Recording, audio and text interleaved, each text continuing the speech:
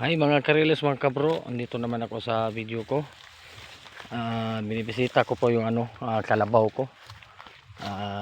Ilipat ko sa maraming damo. Ito na po yun, yung kalabaw ko. Yan. At may dala akong spray para sa sugat niya sa babang bahagi po ng ari niya. Kasi may sugat po ito. Yan. Isprayan ko po yan para hindi dinapuan po ng langaw.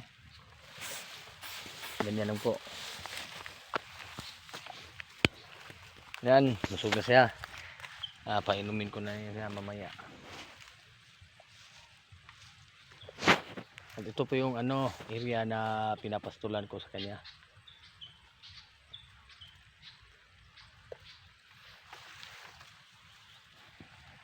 Bye bye, next video na naman.